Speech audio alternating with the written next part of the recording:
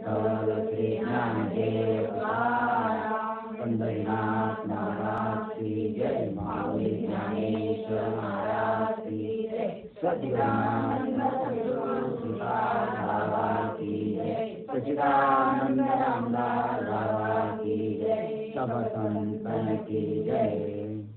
पहा आज श्री ज्ञानेश्वर महाराजांचा पंथराज या विषयावर आपण त्यांनी जो लिहिलेला उन्मेष दुसरा या संबंधीचं श्री ज्ञानेश्वर महाराजाचा कुंडलिनी योगाच्या मूळ स्वरूपाचे सप्रमाण शास्त्रीय विवेचन या संबंधीची आपण या ठिकाणी माहिती पाहणार आहे. म्हणजे ज्ञानेश्वर महाराजांना हठयोग, अष्टांग योग, पातंजली योग हे तर मान्य होतेच, कारण ते त्याच्यामधून गेले होते, परंतु तरी सुद्धा त्यांनी भक्तीला प्राधान्य दिलं. त्याचंच वर्णन याच्यामध्ये दिलेलं आहे. पहा, त्र्यंबकेश्वरून नेवासे या ठिकाणी निवृत्तीनाथ, ज्ञानेश्वर माऊली, सोपानदेव आणि मुक्ताबाई हे चारही जण भगवद्गीतेवर भाष्य करण्याकरता म्हणजे या भाष्य करण्याकरता निवृत्तीनाथांनी ज्ञानेश्वर माऊलींना सांगितलं की बाबा तुम्ही आता काय करा की गीतेवर तुम्ही भाष्य करा. म्हणजे ज्ञानेश्वर तुमचा स्वतःचा जो जे विवेचन आहे विस्तृत टीका तिच्यावर करा. त्यावेळच्या सभोवतालचा सकल लोकस्थितीकडे आणि विद्वत जन समूहाकडे बारकाईनं जर लक्ष दिलं तर ज्ञानेश्वर महाराजांनी पहिले पाहिलं की बाबा लोकसमूहाचं म्हणणं काय आहे किंवा लोकांचं म्हणणं काय आहे, लोकांची सध्याची परिस्थिती काय आहे, काळ वेळ काय आहे, या सर्वांचा अभ्यास ज्ञानेश्वर माऊलींनी केला. आणि मग ज्ञानेश्वर माऊलींना असं समजलं की बाबा वेद झाले, शास्त्र झाले, महापुराण झाले, याचा जो गर्भित अर्थ आहे, याचं तिच्यामध्ये जे गुह्य आहे किंवा याचा जो संकेत अर्थ आहे हा लोकांच्या अंतःकरणातून लुप्त झाला, म्हणजे गुप्त झाला, लोप पावलेला आहे. लोकांना वेदशास्त्र पुराणाचा अर्थ काहीही कळत नाही, कारण तिच्यामध्ये जे गुह्य आहे, जे गुप्त आहे, नाही काय काय काय संकेत दिलेले आहे संतांनी हे काही लोकांना माहीत नाही. आणि फक्त बाह्य अवडंबरच वाढलेलं आहे. म्हणजे लोक नुसतं बाहेरूनच पूजा करून राहिले, तीर्थयात्रा करून राहिले, दानधर्म करून राहिले, जपतप करून राहिले, नाही काय पूजापाती करून राहिले. म्हणजे अवडंबर देवाच्या नावानं, भगवंताच्या नावानं अवडंबरच सुरू आहे. राहू दे बरोबर आहे. आणि म्हणून खऱ्या अर्थाने सामान्य लोक आत्मसाक्षात्कारापासून अलिप्त राहिले. लोकांना कळतच नव्हतं. म्हणजे वेद शास्त्र पुराण हे तर सर्व वाचून राहिले. आता अजूनही तसंच आहे, कीर्तन प्रवचन पारायण सत्य वगैरे सुरू आहे, परंतु नेमका त्याच्यामध्ये त्याचा गर्भित अर्थ काय किंवा संकेतार्थ काय किंवा याच्यामध्ये काय गुह्य आहे हे लोकांना कळेनासं झालं, सामान्य लोकांना कळेनासं झालं. आणि लोक या भक्तीपासून अलिप्त राहिले, म्हणजे अलग राहिले, कारण त्यांना समजतच नाही. मग त्याचा परिणाम असा झाला की सामान्यातील सामान्यापासून तर वैदिक ज्ञानी पंडितापर्यंत सर्व जीव विषय भोगात गुंतलेले आहेत. सामान्य मनुष्य समजत तो बिचारे अज्ञानीच आहे, परंतु जे विद्वान पंडित लोक आहे, वैदिक लोक आहेत, हे सुद्धा विषय भोगामध्ये गुंतलेले आहेत, तिच्यामध्ये आकृष्ट झालेले आहे, नाही काय. इतकंच नाही तर साधना, तपश्चर्या आणि भक्ती, ध्यान मार्गा, ध्यान धारणाधिक त्यांना इतके संकट वाटू लागले आहे की त्या ध्यान धारणेकडे ते पाठ फिरवू लागले. याचं कारण काय, किंवा ध्यान धारणा कशी करायची, जप तप कसं करायचं हे लोकांना माहीतच नव्हतं. म्हणजे जे करायचं ते काय कसं करायचं हे काही त्यांना समजत नव्हतं. आणि म्हणून सुलभ वाटणाऱ्या बाह्य कर्मात ते रंगून गेले. म्हणजे हे जे बाह्य कर्म आहे, जे डोळ्यांना दिसते, काय दिसते, सत्य डोळ्यांना दिसते की नाही काय, पारायण डोळ्यांना दिसते की नाही, जप डोळ्यांना दिसते की नाही, तीर्थयात्रा दानधर्म डोळ्यांना दिसते की नाही. हा, तर हे जे बाह्य कर्म आहे, या बाह्य कर्मामध्ये लोक गुंगून गेले, रंगून गेले. अजूनही परिस्थिती तशीच आहे, कारण जगाला कळतच नाही. आणि म्हणून त्यामुळे आत्मदर्शनाच्या परमसुख सोहळ्यापासून ते वंचित झाले. जो आत्मसाक्षात्कारचा आत्मज्ञानाचा जो विषय होता, या विषयापासून ते दूर झाले. त्यांना कळेनासं झालं आत्मसाक्षात्कार आत्मज्ञान कशाला म्हणतात.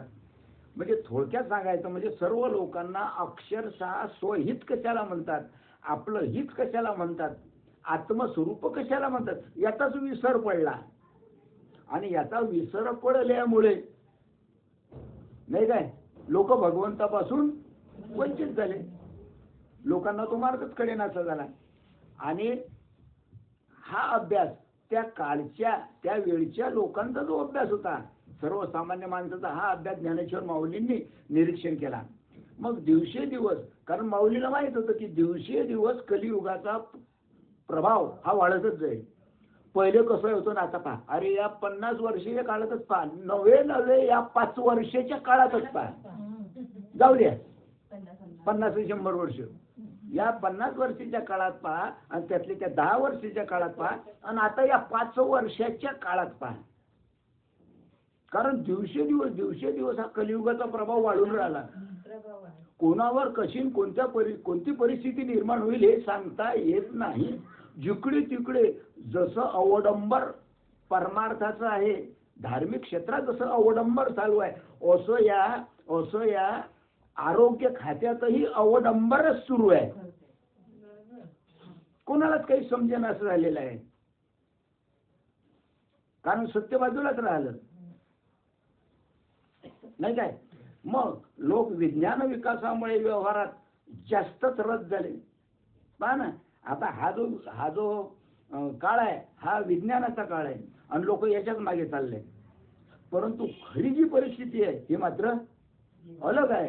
हे मात्र या विज्ञानवादी लोकांना कळत नाही. आणि अशा परिस्थितीमध्ये अशी जर परिस्थिती असली तर अशा परिस्थितीमध्ये अष्टांग योग साधना करणं, हठयोग साधना करणं, पातंजली योग साधना करणं हे सामान्य लोकांना पेलवणार नाही. सामान्य लोकांना ते परवडणार नाही. नवे सामान्य लोकांमध्ये हे अतिशय कठीण आहे, जाऊया, सोडू द्या, पड द्या, काही पडलेलं नाही याच्यात, सोडून देतील लोक. कारण हा मार्ग अतिशय कसा आहे, कठीण आहे.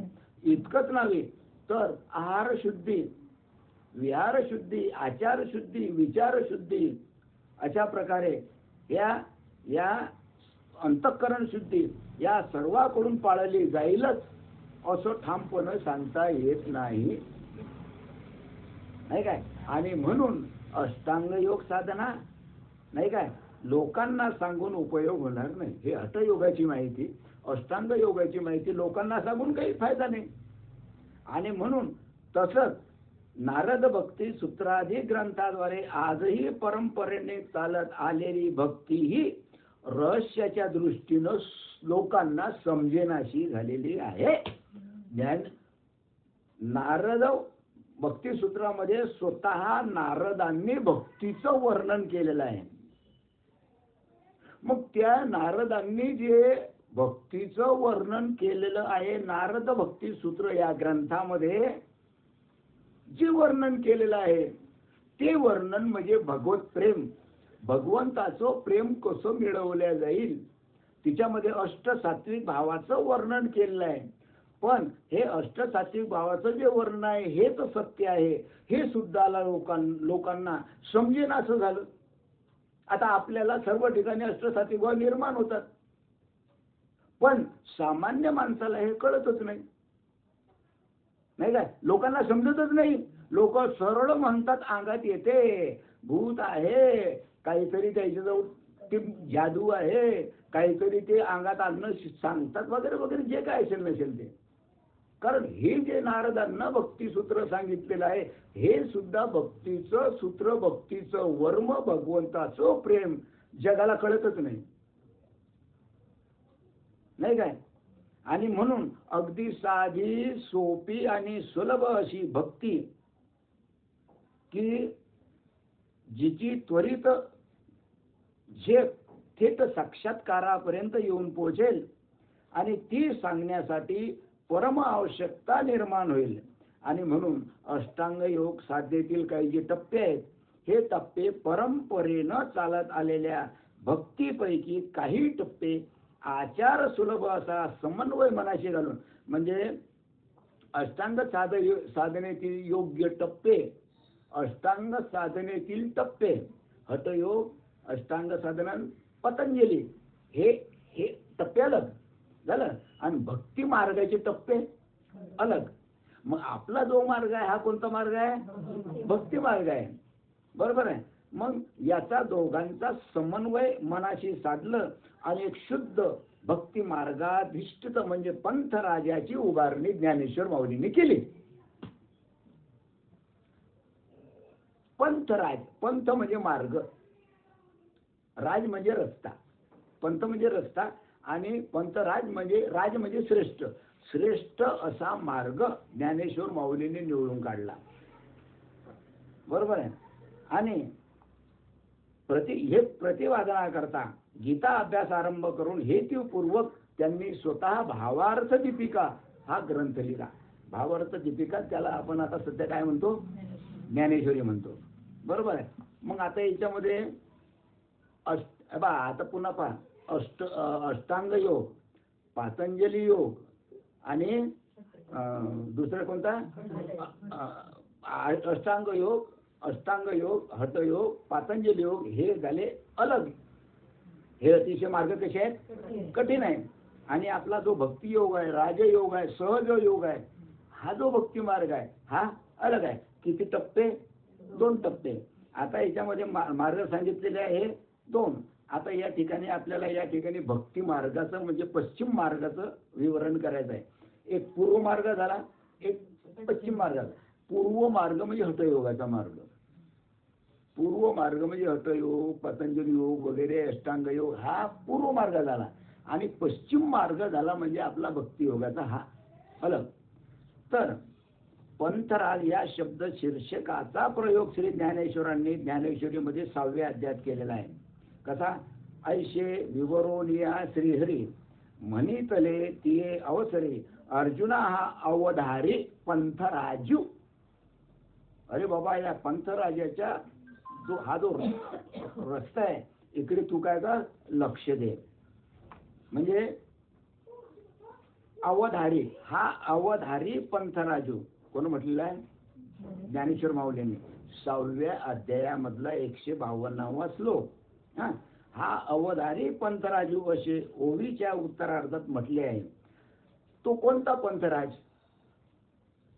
तो पंथराज कोणता?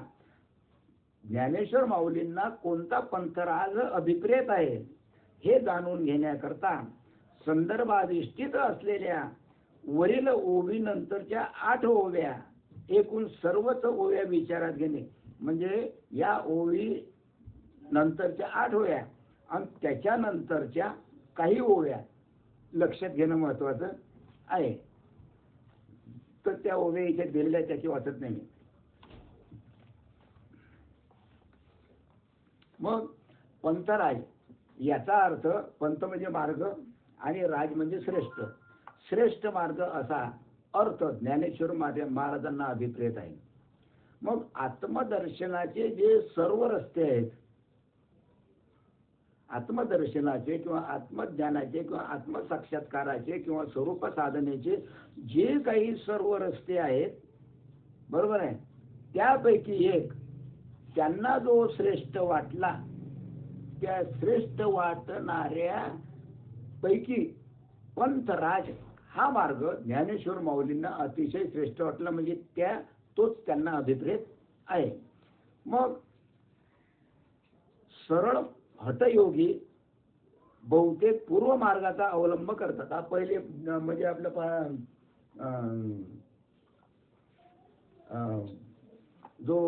जे 1400 वर्ष चांगदेवन त्याच्या अगोदरपासून जे काही मोठे मोठे योगी होऊन गेले, तर हे योगी हठयोगाचा अभ्यास करत होते. आणि म्हणून चांगदेवाला सुद्धा एवढी मेहनत घेऊन सुद्धा हठयोगाचा अभ्यास त्यांच्यामुळे पूर्ण झालेला नाही. बरोबर आहे. मग जे हठयोगी आहेत हे पूर्व मार्गाचा अवलंब करीत होते. म्हणजे कोणत्या मार्गाचा? हठयोग झालं, अष्टांग योग झालं वगैरे जे काही आहे ते. तथापि ज्ञानेश्वरांना मात्र पश्चिम मार्गच अभिप्रेत आहे. ज्ञानेश्वरांना पश्चिम मार्गच आवडतो. कारण ते म्हणतात आत्यंतिक निश्चय बळाने चालत चालत पूर्व मार्गापासून निघून अतिशय निश्चलपणाने चालत चालत पूर्व मार्गापासून निघून पश्चिम मार्गाने येत येत आपल्या घरी ते निजधामाला पोहोचतात. प्रश्न असा आहे, आता याच्यातलं गुह्यवर्म असं आहे की हे जे अष्टांग योगी आहे, पातंजली योगी आहे किंवा हठयोगी आहे, हे काय करतात? पूर्व मार्गापासून निघतात. पूर्व मार्गापासून निघून येऊन निघून निघून निघून निघून शेवटी ते पश्चिम मार्गापर्यंतच पोहोचतात. पश्चिम मार्गापर्यंतच आपल्या घरी येतात. म्हणजे पूर्व मार्ग असणारे सुद्धा स्वस्वरूपापर्यंत येतात आणि पश्चिम मार्गाने चालणारे सुद्धा स्वस्वरूपापर्यंत येऊन पोहोचतात. म्हणजे आपल्या निज स्वरूपाला पोहोचतात. म्हणजे हिच्यामध्ये कोणताच फरक नाही. बोल हिच्यामध्ये कोणताच फरक नाही. म्हणजे आत्मज्ञानाकरता, स्वरूप प्राप्ती करता, बरोबर आहे, तुम्ही कोणत्याही मार्गाने गेले, पूर्व मार्गाने जा का पश्चिम मार्गाने जा, दोनही त्या आत्मस्वरूपापर्यंत येऊन पोहोचतात. पण पूर्व मार्गाने जे येतात त्यांना अतिशय हालपेष्टा सहन करावा लागतात, अतिशय कष्ट सहन करावं लागतात. नवे नवे कधी कधी एखाद्या वेळेस त्यांचा जीव जातो, ते मरून जातात. असा हा खडतर प्रवास हठयोग्यांना करावा लागतो. पण पोचतात ते, जर सक्सेस झाला, यशस्वी झाला, तर तो आत्मस्वरूपापर्यंत पोचतो. परंतु हा जो पश्चिम मार्गाने चालत आलेला जो साधक आहे, हा डायरेक्ट स्वस्वरूपापर्यंत पोहोचतो. त्याला मध्ये कोणत्याच प्रकारचं दुःख नाही, कष्ट नाही, अडचण नाही, काहीच नाही. हे आमच्या ज्ञानेश्वर माऊलींना सांगायचं आहे. म्हणून बाबा रे, कशाला तुम्ही पूर्व मार्गाने जाता, पश्चिम मार्गाने या ना, ताबडतोब माझ्यापर्यंत पोहोचा. काय कोणतीच तकलीफ नाही, त्रास कोणताच नाही. पण हिच्यामध्ये येऊन सुद्धा समजून सुद्धा लोक म्हणतात अंगाती येते, केवढं मोठं पाप. बरोबर आहे. इतकेच काय, ज्या स्थानी आपण पश्चिम मार्गाने येतो ते स्थानच स्वतः आपण बनतो. तेव्हा नुसत्या मार्गाने नामोल्लेखाने पंथराज या शब्द प्रयोगातील मर्म अभ्यासकाच्या लक्षात येणे कठीण आहे. म्हणजे नुसतं आपण म्हटलं पंथराज पंथराज पंथराज असं जर तुम्ही नुसतं म्हटलं तरी सुद्धा या अभ्यास केल्यानंतर या मार्गाने येणं अतिशय कठीण आहे. म्हणून ओवी क्रमांक 159 मध्ये स्वतः श्री ज्ञानेश्वरांनी सांगितलेलं आहे की पूर्व मार्ग आणि पश्चिम मार्ग कोणते हे आपल्याला पाहायचं आहे. तर आता याच्यामध्ये दोन मार्ग आहेत. तुम्हाला पहिले सांगितलं, एक पूर्व मार्ग झाला आणि एक झाला पश्चिम मार्ग. बरोबर आहे. शुचिर्भूत होऊन अभ्यासक सिद्धासनावर बसून गुरु कृपेने प्राणायामाचा अभ्यास सुरू करतो. पूर्व मार्ग आहे बरं, मी पूर्व मार्गात समोर आलो की शुचिर्भूत होऊन जो साधक आहे, हा साधक अभ्यास करतो आणि प्राणायामाचा अभ्यासाला तो सुरुवात करतो. प्राणायाम म्हणजे काय? प्राण आणि अपान एक करणं. प्राण म्हणजे इथं वर आहे, देवीच्या वर प्राण आणि देवीच्या खाली आहे तो बुधद्वारात तो आहे तो अपान. या प्राण आणि अपानाला एक करण्याचा अभ्यास तो सुरू करतो. कोण? जो पूर्व मार्गाने चालत आलेला हठयोगी. बरोबर आहे. मग प्राणायामामुळे प्राण आणि अपान या दोन वायूच्या एकत्रीकरणाने त्याला प्रभावी गती येते. ज्या वेळेस तो अपान त्या प्राणाशी एक होतो त्यावेळी त्याच्यामध्ये गती निर्माण होते. गती निर्माण होते म्हणजे अपानामध्ये गती निर्माण झाली की तो एकदम वर उफाडतो. वर उफाडल्यानंतर तो या प्राणाला झटके मारते. असं करता करता त्याशी काय होऊन जातो? एकरूप होतो. आणि प्राणशक्ती कुंडलिनी त्या ठिकाणी जागृत होते. ज्या वेळेस अपान या प्राणाशी एकरूप होतो त्यावेळेस कुंडलिनी शक्ती जागृत होते. कुंडलिनी शक्ती जागृत होणे म्हणजे आपण त्याला शक्तिपात म्हणतो आपल्या भाषेत. कुंडलिनी शक्ती जागृत होणे म्हणजे शक्तिपात, किंवा त्याला दुसरा आपण अवस्था म्हणतो, कोणी अष्टसात्विक भाव म्हणते, कोणी महाभाव म्हणते, वगैरे वगैरे जे असेल ते तो पुढचा भाग. पण इथं आता आपलं सुरू काय आहे? पूर्व मार्ग. बरोबर आहे. हा.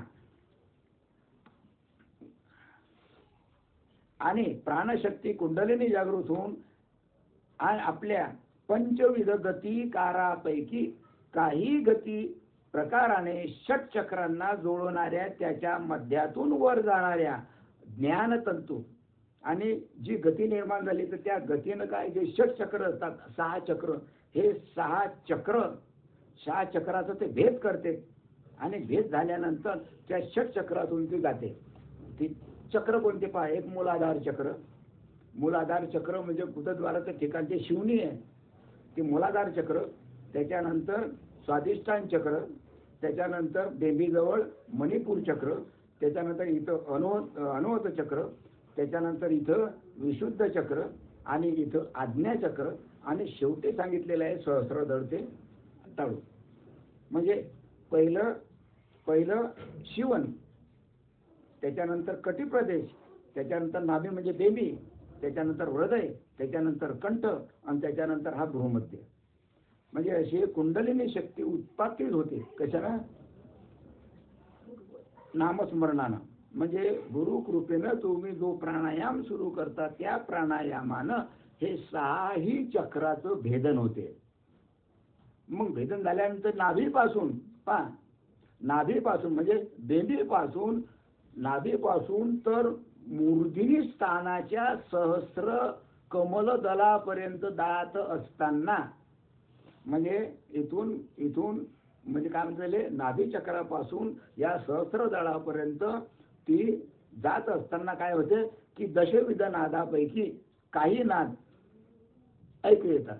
दशनादाची किंकिणी वगैरे जे काही आहे, मेघ, तंतुवाद्य वगैरे वगैरे, विना वगैरे, मेघनाद, अशा प्रकारचे जे 10 नाद आहे त्या 10 नादामधून त्याचा अनुभव घेत तो सहस्रदळापर्यंत जाऊन पोहतो. कोण? हा हटयोगी. अष्टांग योगी. रस्ता सोपी का कठीण? अतिशय कठीण. आपलं कठीण तर सुरू आहे बरं, पूर्व मार्ग सुरू आहे आपला. त्याचा तो अनुभव घेतो. आणि हा अनुभव कोण घेतलेला आहे? चांगदेवानं. चांगदेवाच्या अगोदर जेवढे त्या सर्वांना हा अनुभव घेतलेला आहे दशनाथाचा.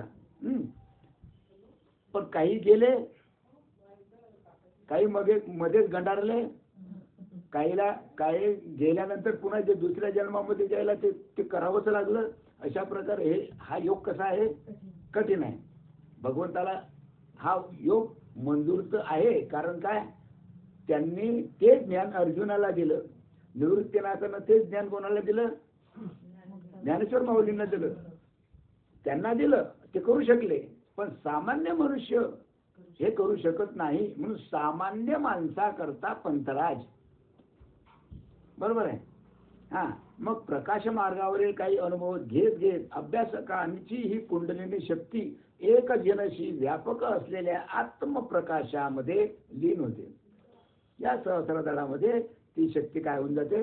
एकरूप होऊन जाते. त्यावेळेस अभ्यासक सिद्ध अवस्थेला पोचतो आणि तो कृतार्थ होतो, म्हणजे जीवनमुक्त होतो. हे झालं पूर्व मार्गाचं. आता पूर्व मार्ग शक्यतो राहिलेला नाही आणि त्याचा कोणी या ठिकाणी विचारही करायचा नाही. पूर्व मार्गामध्ये षटचक्राचं भेदन करावं लागते. हे तुम्हाला जे सांगितले ना, षटचक्र म्हणजे मूलाधार चक्र, स्वादिष्ठान चक्र, मणिपूर चक्र, अनुभूत चक्र, विशुद्ध चक्र वगैरे वगैरे, आज्ञा चक्र, या षटचक्राचं भेदन करावं लागते हठयोगामध्ये. परंतु भक्ती मार्गामध्ये तसं नाही. मग कुंडलिनी शक्तीच्या मार्गक्रमणात पूर्व मार्ग बसलेला आहे. पूर्व मार्ग याचा अर्थ असा, प्राण आणि अपान काय करणं? एकत्र करणं. आणि तो एकत्र झाल्यानंतर या षटचक्राचं भेदन होते आणि तो सरळ या दशद्वारामध्ये किंवा सहस्रद्वारामध्ये जाऊन स्थिर होतो. त्यावेळेस तो जीवनमुक्त होतो. हा झाला पूर्व मार्ग. आता पूर्व मार्ग समजला हा, याचा विचार करायचा नाही. आता माऊलींना जो मान्य आहे कोणता, सोप्यात सोपी सामान्य लोकांना परवडेल असा जो मार्ग आहे तो आहे पश्चिम मार्ग.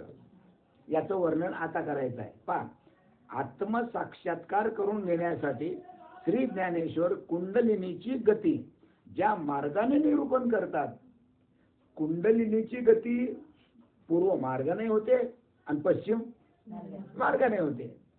मग हे माऊली काय करतात, कुंडलिनीची गती ज्या मार्गाने निरूपण करतात तो पश्चिम मार्ग. कुंडलिनी शक्ती दोन्ही मार्गाने जागृत होते, परंतु पश्चिम मार्गाने जाणं योग्य आहे असं माऊलीचं मत आहे. कारण हा मार्ग अतिशय सामान्य माणसाकरता सोपे आहे.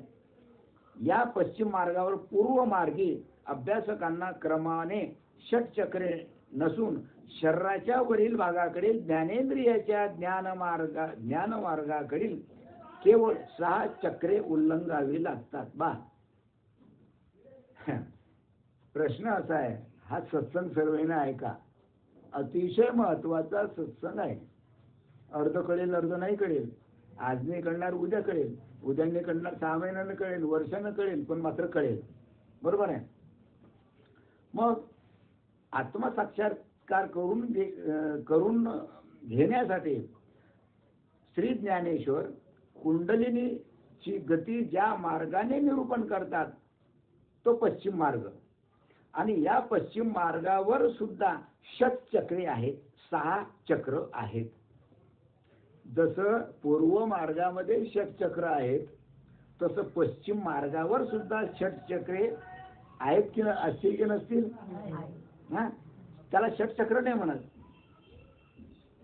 ते षटचक्र म्हणजे चक्र म्हणजे एकमेकाला ते काय करतात, भेदून सहस्रदळापर्यंत चालतात.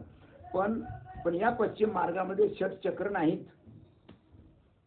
फक्त काय आहे, ज्ञानेंद्रियाच्या ज्ञानमार्गाकडील 6 चक्रे उल्लंघावी लागतात.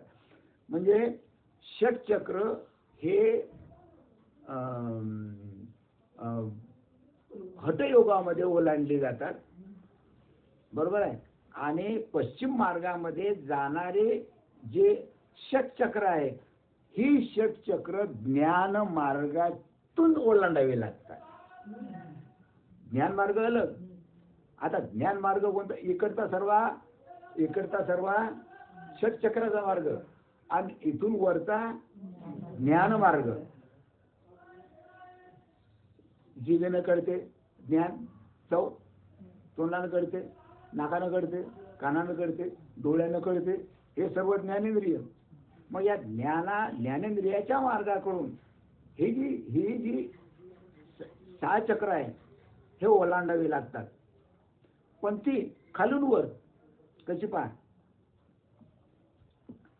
एक आहे त्रिकूट. पहा, एक आहे त्रिकूट म्हणजे त्याला म्हणतात हे काय म्हणतात त्याला, भूमध्य नाही, त्रिकूट हे मुखस्थान. म्हणजे हे जे तोंड आहे ना, हे तोंड याला म्हटलेलं आहे मुखस्थान, याला म्हटलेलं आहे त्रिकूट. तोंडाला म्हटलेलं आहे त्रिकूट. आणि त्याच्यानंतर दुसरं जे आहे ते आहे श्रीहट. श्रीहट म्हणजे जीभ. श्रीहट याला म्हटलेलं आहे, तोंडाला म्हटलेलं आहे त्रिकूट. आणि जी रचना म्हणजे चौकळते त्याला म्हटलेलं आहे श्रीहट. किती झाले, किती ज्ञानेंद्रिय झाले, तोंड पहिले, दुसरं रचना, तिसरं गोल्लाट. गोल्लाट म्हणजे चक्षु म्हणजे डोळा, याला गोल्लाट म्हणतात. आणि चौथा आहे आउटपीठ. मग हे झाल्यानंतर आउटपीठ, हे डोळे झाल्यानंतर आउटपीठ म्हणजे त्याला म्हणतात भ्रूमध्य. हा भ्रूमध्य. इथं गंगा यमुना म्हणजे इडा पिंगळीचा काय होतो, संगम होतो, याला म्हटलेला आहे भ्रूमध्य. आणि मग शेवटी त्याच्यानंतर स्रोत्रस्थान म्हणजे म्हणजे या भूमध्य स्थानाचा आणि स्रोतृस्थानाचा म्हणजे या आउटपीठाचा आणि श्रोतृ म्हणजे आपलं हे कानाचा अतिशय निकटचा जवळचा संबंध आहे. डोळा आणि रूप पाहता लोचनी सुख झाले हो साधनी. म्हणजे रूप जरी डोळ्यानं पाहायचं असलं बरोबर आहे तरी कानानं ते ऐकायला येते बरोबर आहे. भ्रमर गुंफा याला म्हणतात श्रोतृस्थान आणि शेवटी मूर्धनी स्थान म्हणजे ब्रह्मरंध्र. म्हणजे हा क्रम कसा आहे पुन्हा एकदा सांगतो. पहिले मुखस्थान बरोबर आहे, दुसरं जीभ आणि त्याच्यानंतर चक्षु म्हणजे डोळे आणि त्याच्यानंतर भ्रूमध्य आणि त्याच्यानंतर मग कान श्रोतृस्थान आणि मग हे ब्रह्मरंध्र. किती झाले 6. असं हे षटचक्र ज्ञानेंद्रियाचं आहे. आता कळून राहिलं का तुम्हाला? हा, हे षटचक्र ज्ञानेंद्रियाचं आणि याच्या खालचं षटचक्र ते हठयोगाचं आणि इथून इथपर्यंत भक्तियोगाचं. आता थोडक्यात म्हणजे आपलं येण्या व्हायचं भक्तियोगाचं. आता पुढे पहा. श्री गुरुच्या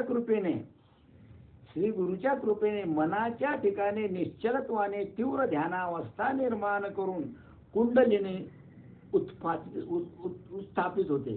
म्हणजे कुंडलिनी शक्ती आहे.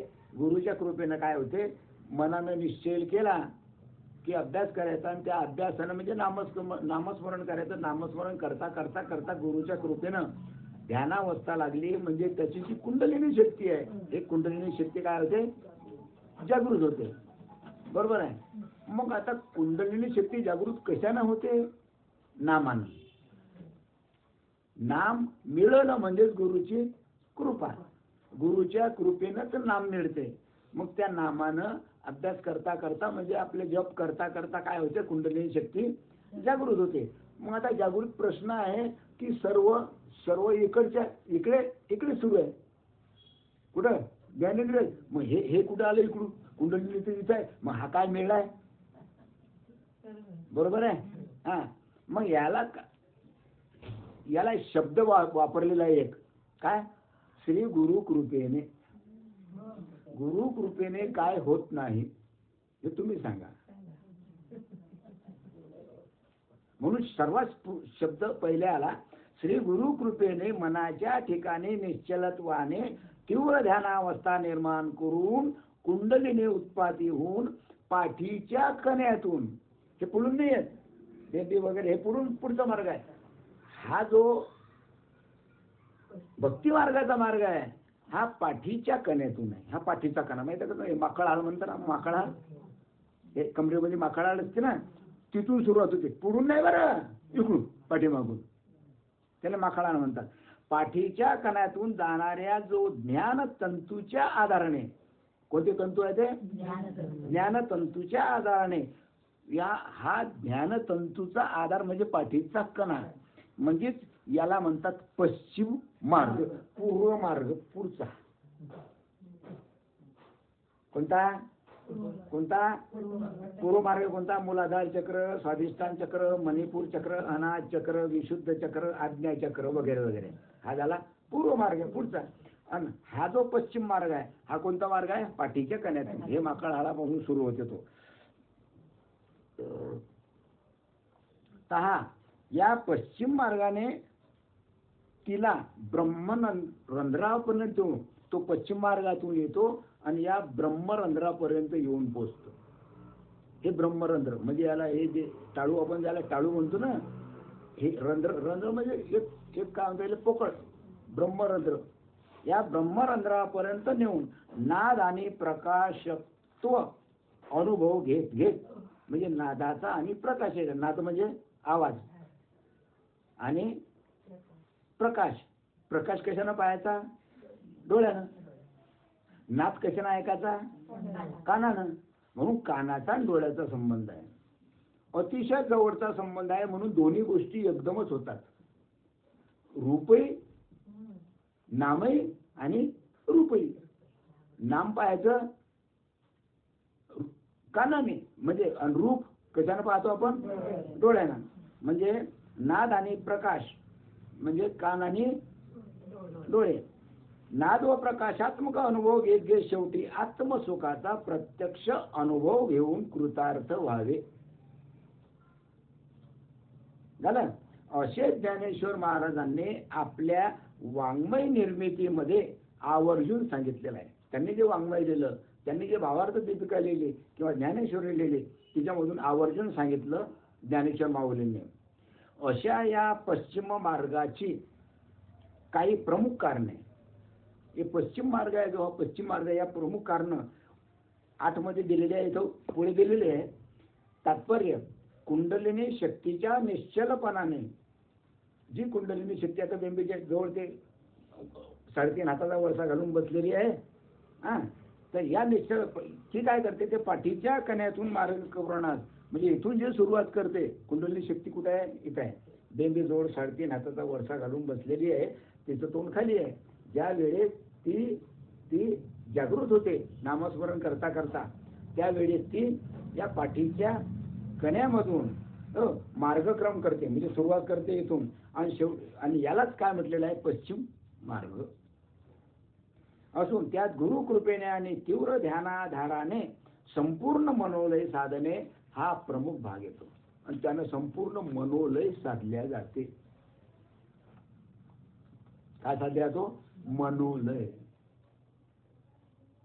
प्राण आणि अपान अलग हा हठयोगाचा मार्ग, प्राण आणि मन हे अलग हा भक्ती योगाचा मार्ग. त्याला म्हणतात मनोलय. पहिल्याला म्हणतात प्राणलय, म्हणजे काय म्हणतात? प्राणापान एक होणं, इथं हा दुसरा मनोलय. म्हणजे मनोलय साधला जातो, म्हणजे मन त्या भगवंताच्या स्वरूपाची काय होऊन जाते? एकरूप होऊन जाते. आणि ही सोपी गोष्ट प्रेमाधिष्ठित अभ्यासावस्था या कलियुगात सर्व आबालवृद्धांना सहज जमण्यासारखी आहे. म्हणून ज्ञानेश्वर माऊलींनी या मार्गाला पंथराज असं म्हटलेलं आहे. लहान असो, मोठा असो, आबाल असो, म्हणजे म्हातारा असला तरी त्याला हा योग साधला जातो या रस्त्यानं गेला तर. आणि याला ज्ञानेश्वर माऊलींनं भक्ती म्हटलेलं आहे. म्हणजे हा पंथराज सर्वांना करता येण्यासारखा आहे. म्हणजे पश्चिम मार्गानं सर्वांना जाता येण्यासारखं आहे, पण पूर्व मार्गानं मात्र जाता येण्यासारखं नाही. पुष्कळ खाचकळ ज्ञान, पुष्कळ रस्ते कसे आहेत? कठीण आहे. वाचू ना? हा. मग या पंथराजाचा दोन्ही पूर्व मार्ग आणि पश्चिम मार्ग, आता हा जो ज्ञानेश्वर माऊलींचा जो पंथराज आहे, म्हणजे भक्ती योग आहे, या पंथराजाचा केंद्रबिंदू श्री गुरुकृपा आहे. सर्व खलास झालं, काही शिल्लक नाही झालं. सारं ब्रह्मांड एकीकडे आणि गुरुकृपा एकीकडे. मग तुम्ही ब्रह्मांडात काहीही सोंग करत बसा, पण गुरुकृपा असली तर त्याचा फायदा. म्हणजे एका बाजूनं गुरुकृपा आणि एका बाजूनं ब्रह्म, पूर्ण ब्रह्मांड. मग महत्वाचं काय आहे? बरोबर आहे? ब्रह्मांड महत्वाचं नाही. मग या पंथराजाचा म्हणजे हे सक्सेस जर व्हायचं असेल तर सर्वात महत्वाचा केंद्रबिंदू म्हणजे गुरुकृपा. श्री ज्ञानेश्वर महाराज प्रतिज्ञापूर्वक सांगतात, शपथ घेऊन सांगलं. अरे माऊली शपथ घेऊन सांगतात आणि आमच्या टकोऱ्यात बसवू नये. म्हणजे आपल्यासारखे मूर्ख तर मग आपणच. बरोबर आहे की नाही? ज्ञानेश्वर महाराज सांगतात, प्रतिज्ञापूर्वक शपथ घेऊन सांगतात की श्री गुरुकृपेने काय म्हणून प्राप्त होत नाही. गुरुकृपेने काय प्राप्त होत नाही? अरे संसारे सुखावह होतो आणि जीवाचा उद्धारही होतो. दोन्ही गोष्ट गुरुकृपेने प्राप्त होतात. बरोबर आहे? म्हणजे अतिंद्रिय असे आत्मस्वरूप तेही ज्ञानेंद्रियाकडून भोगविणे शक्य आहे. पहा किती महत्वाचं आहे की अतिंद्रिय जे आहे अतिंद्रिय असं जे म्हणजे इंद्रियांना सुद्धा ज्याची जाणीव होत नाही असं जे आपलं आत्मस्वरूप आहे, ह्या आत्मस्वरूपाचा अनुभव ज्ञानेंद्रिय करतात. ज्ञानेंद्रिय या आत्मस्वरूपाचा अनुभव घेतात. ते ते म्हणजे म्हणजे ज्ञानेंद्रिय हे सुख उपभोगतात. कशाचा? आत्मस्वरूपाचा सुख उपभोगितात. बरं, आता हा जो अनुभव आहे हा सर्वांना आहे. हा जो अनुभव आहे हा सर्वांना. तुमच्या डोळ्यात पाणी काय येते? कारण तुमची ज्ञानेंद्रिय त्या आत्मस्वरूपाचा अनुभव घेतात म्हणून डोळ्यात पाणी. बरोबर अंगावर काटे काय येतात? कारण तुमचे हे जे ज्ञानेंद्रिय आहे संपूर्ण शरीरात हिरे हे त्या आनंद ईश्वरीय आनंदाचा उपभोग घेतात. म्हणजे जे ज्ञानेंद्रिय हे ज्ञानेंद्रिय उपभोग घेतात आत्मस्वरूपाचा. आणि म्हणून त्याला देहाची आठवण असते. आता काय राहिलं? आता शिल्लक काय राहिलं? हा आनंद हतयोगी घेऊ शकत नाही. आत्मस्वरूपाला प्राप्ती होती त्याला असं नाही. आत्मस्वरूपाची प्राप्ती होते, पण आत्मस्वरूपाची प्राप्ती झाल्यानंतर ज्या वेळेस उत्थान होते म्हणजे ज्या वेळेस ते देह भानावर येतात त्या वेळेस पुन्हा बाकीचे विषय त्याच्याभोवती लुळबुळ करतात. पुन्हा तो दुसरीकडे जाऊ शकतात. पुन्हा विषयामध्ये गुरफटू शकतात. बरोबर आहे? परंतु इथं तसं आहे काय? इथं तसं नाही. कारण तुमची जे भगवंतानं तुम्हाला ज्ञानेंद्रिय दिलं की ज्ञानेंद्रिय त्या भगवंताचा उपभोग घेतात, तो त्यांना आनंद होतो. आणि म्हणून काय सांगितलेलं आहे? तेने कारणे मी बोलेन, तेने कारणे मी बोलेन, बोली अरूपाचे रूप दावीन, अतिंद्रिय परी भोगविन इंद्रिया करवी. अतिंद्रिय असं जे माझं स्वरूप आहे ती मी इंद्रिया करता बोलवी. म्हणजे इंद्रिय त्याचा उपभोग घेतील. पहा ज्ञानेश्वराचे शब्द, माऊलीचे शब्द.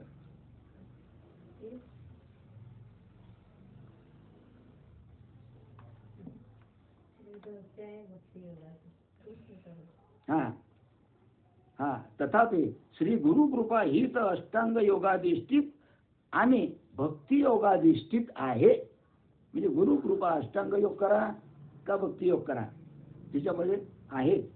यापैकी श्री ज्ञानेश्वर महाराजांना कोणता योग अभिप्रेत आहे हे पाहणे योग्य आहे. म्हणून ज्ञानेश्वर माऊलींनी सांगितलं अष्टांग योगे न शिलीजे. अरे अष्टांग योगाच्या भानगडीत पडू नका, अतिशय कठीण आहे, याच्या मागे लागू नका. म्हणून ज्ञानेश्वर माऊलींनी म्हटलं योग याग विधी येणे न हे सिद्धी आणि वायाची उपाधी. अरे कशाला या योगाच्या भानगडीत पडतो? पूर्व मार्ग आहे हा, पूर्व पंथ आहे, कशाला मागे लागतो याच्या? कोणाचं म्हणणं आहे? आणि हे आपल्याकरता म्हणणं. ज्ञानेश्वर माऊलींना जगाचा कळवळा होता म्हणून ज्ञानेश्वर माऊलींनी सांगितलं की बाबा रे भक्ती श्रेष्ठ आहे, योगापेक्षा भक्ती श्रेष्ठ आहे. कारण योगानं फारच क्वचितच एखादाच लाखातून कोट्यावधीतून एखादाच माझ्यापर्यंत येऊन पोहोचतो. पण भक्ती योगात असा आहे की सर्वच माझ्यापर्यंत येऊन पोहोचतात. हा योग याग क्रिया धर्माधर्म आणि गेले ते विलया. काही शिल्लक राहिलं? यम नियम प्राण प्रत्याहार सकळ उपाय परी उपाय जव तमाळ निळ घन सावळा हृदय ठाण मांडून न राहिले. अशा प्रकारे ज्ञानेश्वर माऊलीने या अष्टांग योगाचं वर्णन केलंय की या रस्त्याने तुम्ही जाऊ नका, तिच्यामध्ये फार दुःख आहे. त्याचे पुष्कळ दिलेलं आहे वर्णन याच्यामध्ये ज्ञानेश्वर माऊलीने सांगितलेलं आहे. म्हणून श्री ज्ञानेश्वर पंथराजांचाच भक्तिमार्ग म्हणून उल्लेख करताना दिसून येतात. म्हणून ज्ञानेश्वर माऊलींना हा पंथराज आवडतो. कोणता? पश्चिम मार्ग. कारण पंथराजाधिष्ठित कुंडलिनी योगामुळे म्हणजे श्री गुरु कृपेने भक्ती मार्गाधिष्ठित सगुणोपासनेमुळे साधकांना नादयुक्त आणि प्रकाशयुक्त अनुभवाची प्राप्ती होते. नादयुक्त आणि प्रकाशाची त्यांना प्राप्ती होते, म्हणजे अनुभव येतो. अगदी तीच प्राप्ती हठयोगाला सुद्धा येते. तिच्यामध्ये काही तैर्य म्हणजे हठयोग करून फार काही मोठं भेटते असं काही नाही. भगवंत तेच म्हणतात की अरे बाबा, तू भक्ती मार्गाने जरी लागला तरी माझी प्राप्ती आहे, हठयोग केला तरी माझी प्राप्ती आहे. पण हठयोगाला काही जास्त मिळते असं काही नाही. भक्तीनं जे हठयोगाने मिळते तेच भक्ती योगाने मिळते. फक्त हठयोगामध्ये काय होतात, कष्ट होतात. ते कष्ट भक्ती योगामध्ये नाही. वाचून योगाचे नि बळे अधिक काय मिळेल. अरे योग करशील तुला जास्त काय मिळणार आहे. ऐसे नाही आगळे कष्टाचे. अरे असं काही अलग नाही, उलट तिच्यामध्ये कष्ट काय आहे, कष्ट जास्त आहे. म्हणून भक्ती योगाधिष्ठित श्री गुरु कृपेचा आणि कुंडलिनी योगाचा पोचणारा संबंध श्री ज्ञानेश्वर महाराजांना कसा अभिप्रेत आहे हे सांगताना श्री गुरुकृपा म्हणजे निश्चित काय, गुरुकृपा म्हणजे नक्की काय आहे, आणि गुरुकृपेत कशा कशाचा समावेश होतो. भगवंत सांगितलं गुरुकृपा काय, कशाला म्हणतो गुरुकृपा. जो तो म्हणतो बिल्डिंगवर लिहितो गुरुकृपा, घरावर लिहितो गुरुकृपा, पुस्तकावर लिहितो गुरुकृपा, जिकडे तिकडे गुरुकृपा. पण गुरुही माहित नाही, कृपाही माहित नाही. नेमकं ज्ञानेश्वर महाराजांना गुरुकृपा म्हणजे नेमकं काय आहे, बरोबर आहे. आणि या गुरुकृपेमध्ये नेमकं कशा कशाचा समावेश होतो हे सांगितलेलं आहे. तर श्री गुरुकृपा यात कृ म्हणजे करणे, कृपा आहे ना, कृ म्हणजे करणे आणि पा म्हणजे प्राप्ती. म्हणजे कृ म्हणजे करणे आणि पा म्हणजे प्राप्ती. म्हणजे परिणामतः काही प्राप्तव्य होणे असा त्याचा अर्थ होतो. काही ना काहीतरी प्राप्त होणे असा त्याचा अर्थ होतो. याच्यामध्ये आत्मस्वरूपाची काय होते, प्राप्ती होते. म्हणून कृपा हा शब्द श्री गुरुकृपा याच अर्थाने ज्ञानेश्वरांनी आपल्या समग्र वाङ्मयामध्ये केलेला आहे. शिवाय ज्ञानेश्वरीमध्ये श्री गुरुस्तवन केले आहे. प्रत्येक अध्यायामध्ये पहा, ज्ञानेश्वरीमध्ये प्रत्येक अध्यायामध्ये 5-10 ओळीमध्ये गुरुचंच पहिले स्तवन केलं. कारण गुरुकृपेविषयी तशी शिष्याच्या कर्तव्याविषयीची अत्यंत सूचकत्वाने आणि स्वतंत्र वृत्तीने एक नवीन शिक्षण प्रणाली गुंफलेली दिसून येते, बरोबर आहे. म्हणून श्री ज्ञानेश्वरांच्या या सूचित नवीन शिक्षण प्रणालीचा केंद्रबिंदू गुरुकृपा. म्हणजे या सर्व गोष्टींचा केंद्रबिंदू मुख्य म्हणजे गुरुकृपा आहे. आणि सर्व अभ्यासक शिष्यांनी श्री गुरुकृपा कळून नेमके कोणते शिक्षण घ्यावे, आत्मदर्शनार्थ शारीरिक आणि मानसिक दृष्ट्या कोणती साधनं करणे आवश्यक आहे याची मांडणी पंतराजामध्ये केलेली आहे. तर इथं पुष्कळ दिलेलं आहे, हे लय कठीण आहे. तर पंतराजाची साधना पहिले सद्गुरु अनुग्रह पहा कसं चालतं. पुणे सद्गुरु अनुग्रह म्हणजे काय करायचं, नाम. त्याच्यानंतर आसन कसं बसायचं सांगितलं ना, बसा पाठी घालून. बरोबर आहे. हे झालं दुसरं. तिसरं आहे चतुर्मुखी मुद्रात किंवा ध्यान, म्हणजे आता डोळे बंद करा, नामस्मरण करा. त्याच्यानंतर श्रवणानुसंधान, त्याच्यानंतर चिंतन करा, त्याच्यानंतर हात ध्यास लागू द्या, म्हणजे म्हणा म्हणा म्हणा म्हणा म्हणा म्हणा म्हणजे निधी ध्यास, बरोबर आहे. आणि मग शेवटी आत्मदर्शन. अशा प्रकारचे हिच्यामध्ये सुद्धा टप्पे आहे. आणि शेवटी काही काहीला काय होते, देहविस्मृती. काही काहीला देहाचं पहिलीच अवस्था पहा, देहाचं त्या ठिकाणी भान राहत नाही. वरील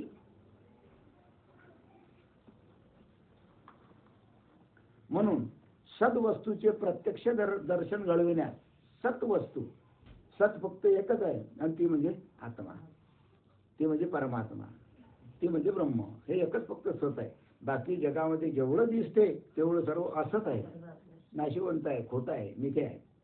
सत्वस्तूचे प्रत्यक्ष दर्शन घडविण्यास समर्थ असणाऱ्या श्रोत्रिय आणि ब्रह्मनिष्ठ अशा कोणत्याही आश्रमात असणाऱ्या व्यक्तीस, कोणत्याही आश्रमात असणाऱ्या, कोणताही आश्रम असो, वानप्रस्थान असो, घरातला आश्रम असो, घरचा असो साधू, मात्र तो कसा पाहिजे, श्रोत्रिय पाहिजे, ब्रह्मनिष्ठ पाहिजे.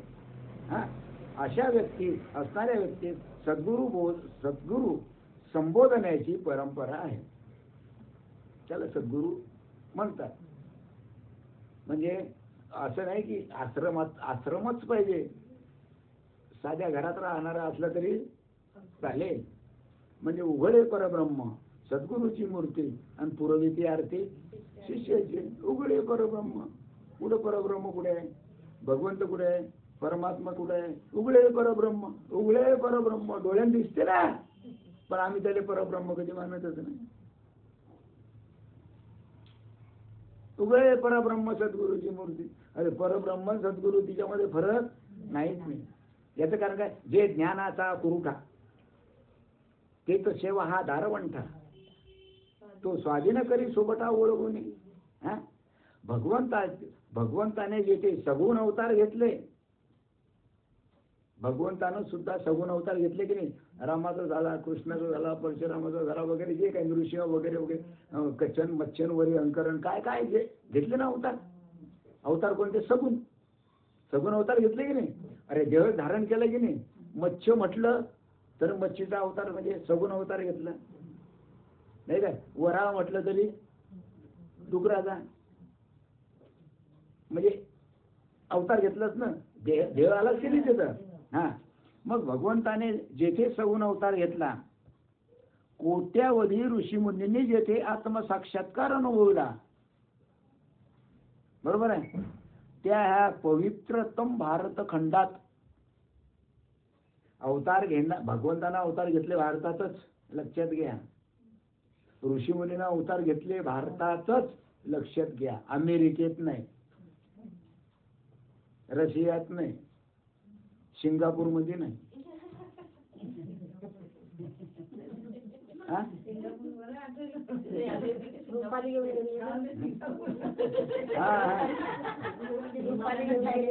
भगवान इकडे तिकडे अवतार घ्यायला रिकामा नाही, कारण सर्वश्रेष्ठ अवतार घेण्याचं भगवंताचं ठिकाण भारत आहे.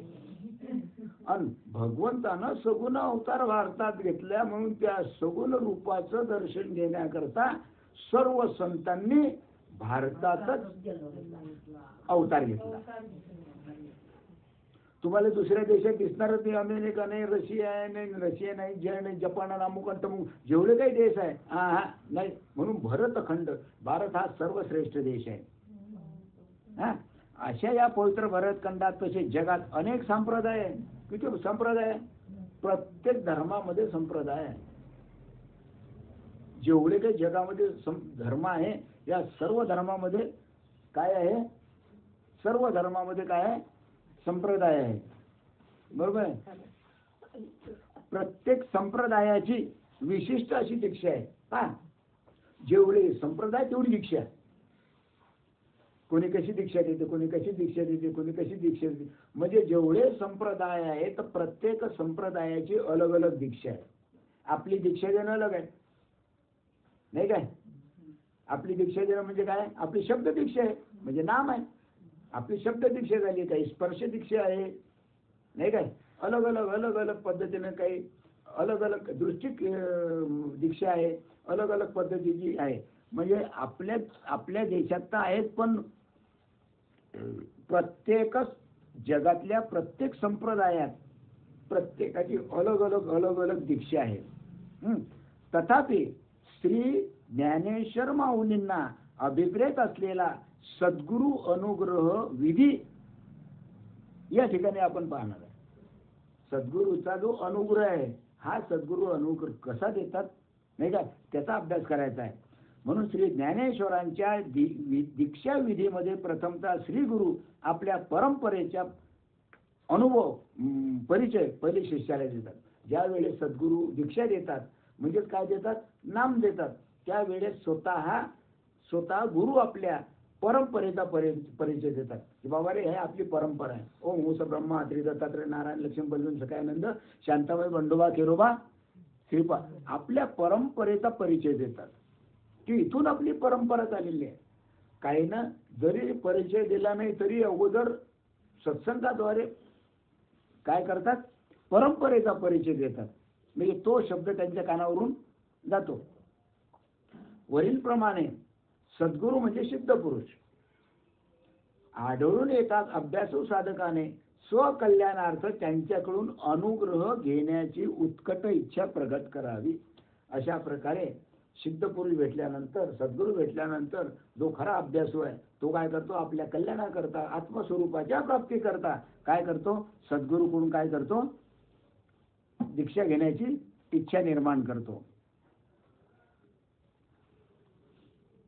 नंतर प्रथम सद्गुरू आपल्या गुरु परंपरेचा परिचय शिष्याला करून देतात. हे एक परंपरा. त्यात पहिले गुरु, दुसरं परमगुरु, त्याच्यानंतर परात्पर गुरु आणि परमश्रेष्ठी गुरु, असे गुरुचे सुद्धा काय अलग अलग भाग आहे.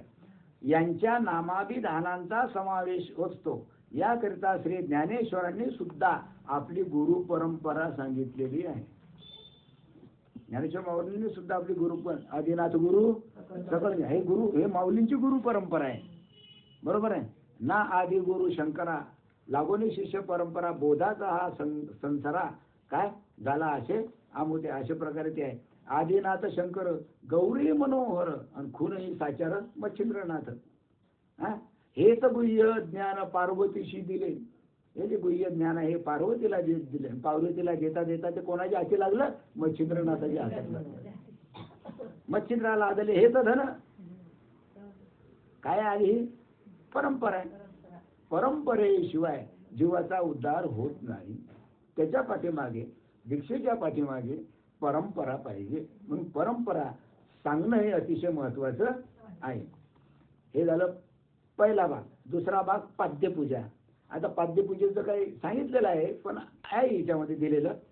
म्हणजे कारण ज्ञानेश्वर माऊलीच्या अंतःकरणात श्री गुरुविषयी इतका आदर होता, इतकं प्रेम होतं की काय करावं काय नाही करावं, किती आनंद उपभोगावा कोणाचा, सद्गुरूचा. इतकं उत्कुट प्रेम सद्गुरूविषयी होतं कोणाच्या मनात, ज्ञानेश्वर माऊलींच्या मनात. आणि म्हणून पाद्यपूजा हा भाग त्यांनी दिलेला आहे. पाद्यपूजेविषयीची पौराणिक कथा म्हणजे जुनी कथा ह्या काही आपल्याला माहिती आहे. श्री पांडुरंग शास्त्री गोस्वामींनी श्री शंकराचार्याकृत सुबोध स्तोत्रा संग्रह वगैरे वगैरे यामध्ये दिलेले आहे. काय वामन अवतारात श्री हरीने बळीराजात 3 पावलं हे माहिती आहे तुम्हाला, किंवा वामन अवतार घेतला. ज्यावेळी भगवंतानं वामन अवतार घेतला त्यावेळी बळीराजाला काय केलं, 3 पावलं जागा मागितली जमिनीवर. किंवा आम्हाला 3 पावलं तू जागा दे, आम्हाला जास्त जागेची जरूरत नाही, फक्त 3 पावलं, पहिलं पाऊल दुसरं पाऊल तिसरं, 3 पावलं जागा दे. बरोबर आहे. मग हातावर दानाचे उदक पडतात.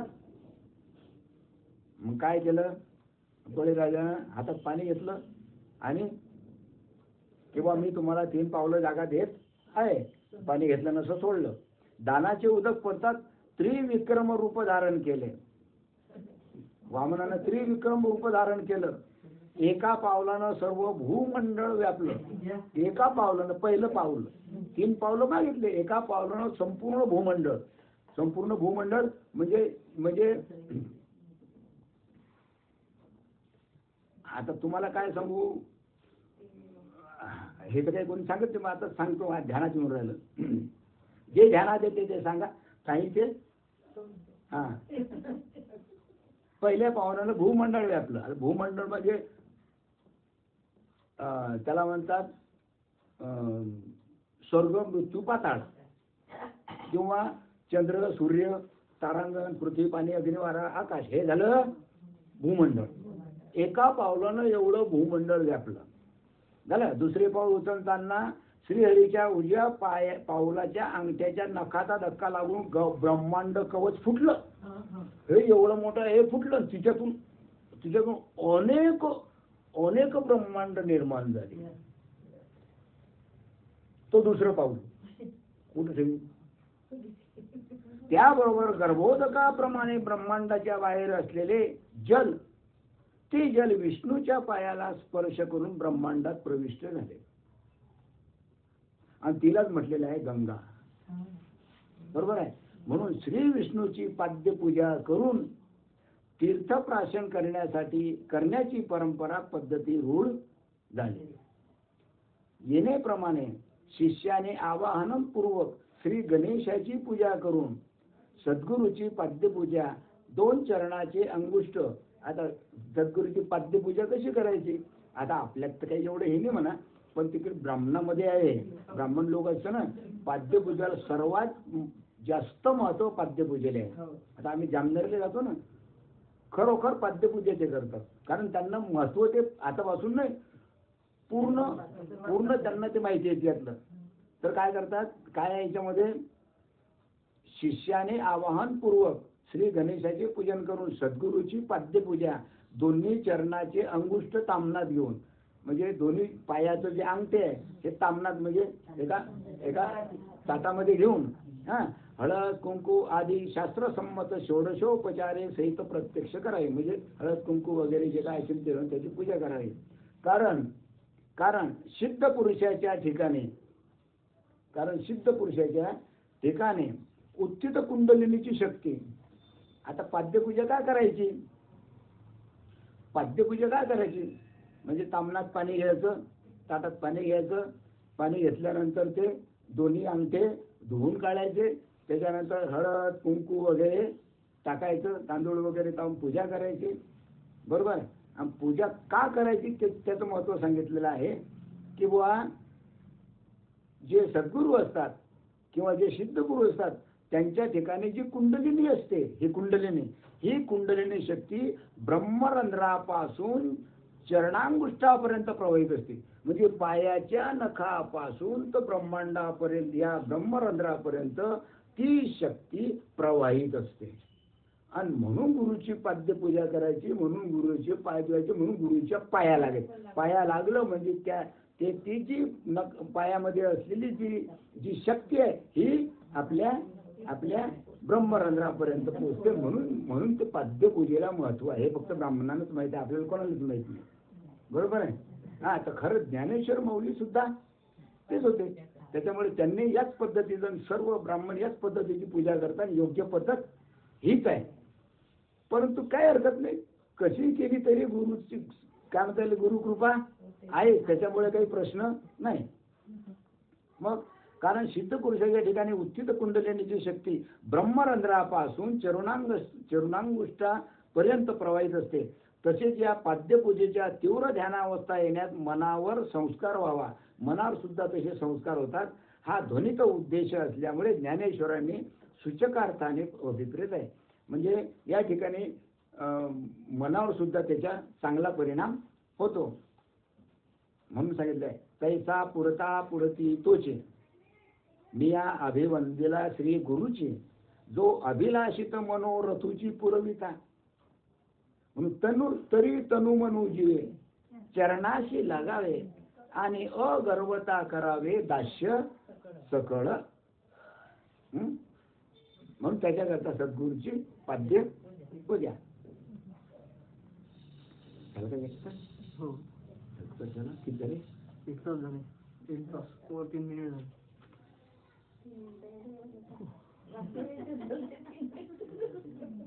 बर, पहा, सद्गुरू 15 मिनिट, सद्गुरू बसवर. त्याच्यापुढे तिसरा आहे. पहिले आपलं झालेलं आहे गुरु परंपरा, बरोबर आहे. दुसरं पाद्यपूजा, आणि तिसरं आहे गुरुबोध. पाद्यपूजा विसर्जनानंतर सद्गुरू जो बोध शिष्याला करतात त्याचंच वर्णन या ठिकाणी दिलेलं आहे. आता हे सर्व कसं उलट झालंय आपल्या दृष्टीनं उलट, पण खरं कारण काय, खरं माहीतच नाही. आहे का खरं माहीत? काहीच माहित नाही खरं. पण झालं का नाही? आता हिच्यातलं म्हणजे तुम्ही समजून जा काय आहे तर.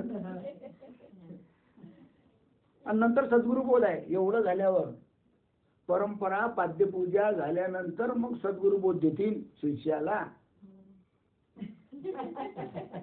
तिथं अगोदरच सर्व होऊन गेलं. जाऊ द्या. अरे कठीण रे बाबा, कठीण कठीण.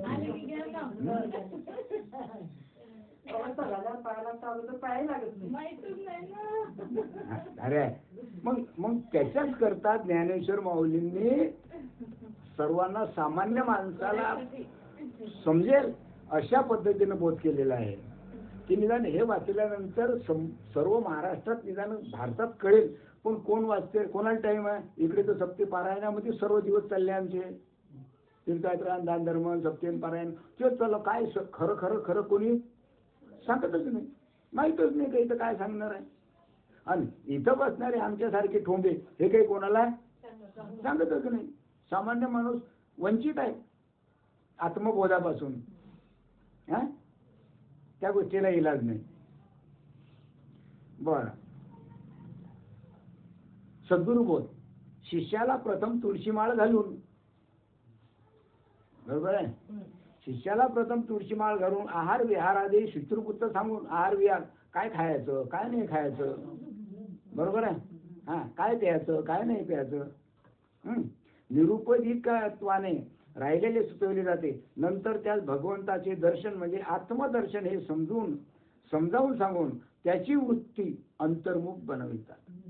अंतर्मुख नाम दिल्यानंतर त्याची वृत्ती अंतर्मुख बनवतात.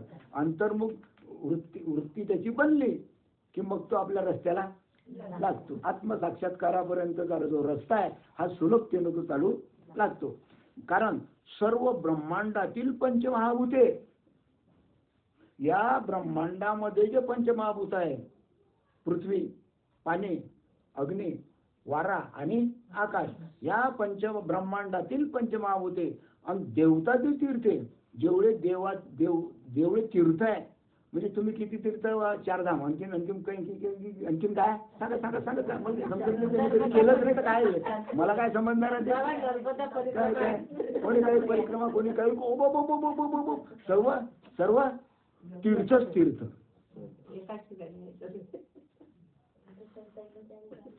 ब्रह्मांडातील पंचमहाभूते देवतादी तीर्थ या नरदेह रूपी पिंडातच समाविष्ट आहे. जे काही तुम्ही जगात फिरतात, ब्रह्मांडात फिरतात, ते सर्व कुठे आपल्या या देहात आहे. मग काय पाहायचं? या देहात पाहा. आम्ही पाहतो बाहेर कुठे दिसेल? अरे ते देहात आहे, आत पहा. महायोगपीठ पंढरपूर, तुळशी पूजन, भागवत एकादशा, भगवंताच्या जयंत्या, गीता, भागवत ग्रंथ यांचे आत्मसाक्षात्कारार्थ असलेले गुह्य वर्म समजावून सांगितले जाते. आणि हे का करायचं? पुण्यतिथी का करायची? भागवत ग्रंथ पारायण का करायचे? पंढरपूरला का जायचं? किंवा भागवत का करायचे? एकादशा का करायचं? कारण तिच्यामध्ये हे जे गुह्य वर्म आहे, हे गुह्य वर्म समजून सांगलं जात होतं. आणि गुह्य वर्म समजून सांगतात, त्याच्याकरता जायचं. पण गुह्य वर्म बाजूला करायला हेच सुरू आहे. बाहेरचं सुरू आहे, आतली काही सोय नाही, सगळी बाहेरची सोय आहे. खाओ पिओ सर्व बाहेरच, आतलं काही. मनोलयाचा अभ्यास, तिच्यामध्ये मनोलयाचा अभ्यास, मन एकाग्र कसं करायचं. आणि या अभ्यासानं आत्मानुभूती, त्रिपुटी वेगळेपणा, अष्टसात्विक भावोद्दीपन प्रथम ग्रंथकाराने शाब्दिक सांगितले. म्हणजे अष्टसात्विक व सुद्धा तिच्यामध्ये निर्माण होतात. अशा प्रकारे मुद्राभ्यासाने बीजमंत्र म्हणजे नाम याची गुप्तता पाळण्याविषयी आण घेतली जाते. आण म्हणजे शपथ घेतली जाते की तुम्हाला जे नाम मिळालं याच्यात काय करायचं, याची गुप्तता पाळायची, हे कोणाला सांगायचं नाही. अशा प्रकारे ज्ञानेश्वर माऊलींनी सामान्य माणसाकरता, अगदी साध्या भोळ्या माणसाकरता पंथराज म्हणजे सोप्या रस्त्यानं कसं जायचं, भक्ती मार्गाने कसं जायचं, याचं सुंदर निवेदन या पंथराजामध्ये केलेलं आहे. तर आज माझी एकादशीच्या निमित्तानं झालेली सेवा माझे सद्गुरू श्रीपाद बाबा यांच्या चरणी अर्पण करतो आणि माझे 2 शब्द संपवतो. पुंडलिक वरदे हरी विठ्ठल श्री ज्ञानदेव तुकाराम. पंढरीनाथ महाराज की जय. माऊली ज्ञानेश्वर महाराज की. सच्चिदानंद सद्गुरु श्रीपाद बाबा की. सच्चिदानंद रामदास बाबा की जय. सब संतन की जय.